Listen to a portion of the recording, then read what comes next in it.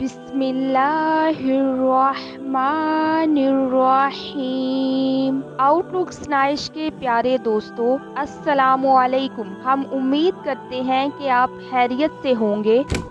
تمام غم برداشت کیے جا سکتے ہیں بشرط یہ کہ کھانے کے لیے روٹی ہو۔ وقت ایک روز جو کچھ دیتا ہے، ایک دن وہ سب کچھ واپس بھی لے لیتا ہے۔ ہر دن یوں گزارنا چاہیے جیسے یہ زندگی کا آخری دن ہو۔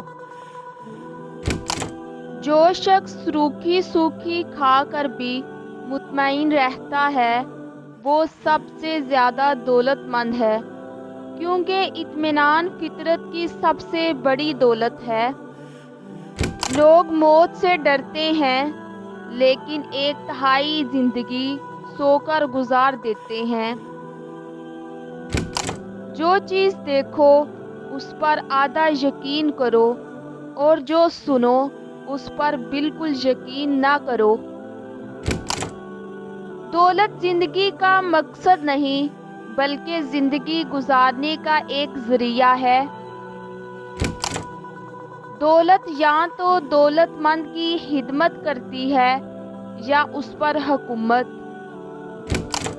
خوشحالی چند دوست اور کئی دشمن بنا دیتی ہے۔ قانون چوہے پکڑنے کا پنجرہ ہے جس میں داخل ہونا آسان ہے لیکن نکلنا آسان نہیں۔ گفتگو کے لیے ذہانت سے زیادہ اعتماد کی ضرورت ہوتی ہے۔ گفتگو سے سمجھ میں اضافہ ہوتا ہے لیکن تنہائی وہ مدرسہ ہے جہاں عظیم ترین ذہن بنتے ہیں۔ جب آپ کے پاس کہنے کے لیے کچھ نہ ہو تو کچھ نہ کہیں۔ ایک اعلیٰ درجے کا آدمی گفتگو کم کرتا ہے اور عمل زیادہ۔ جو شخص جتنا کم سوچتا ہے اتنا ہی زیادہ بولتا ہے۔ جس سے گناہ سرزد ہو وہ انسان ہے، جو گناہ پر پچھتائے وہ ولی ہے، اور جو اپنے گناہ پر فخر کرے وہ شیطان ہے۔ جیب میں سوراخ ہو تو اس میں روپے بھرنے کا کوئی فائدہ نہیں۔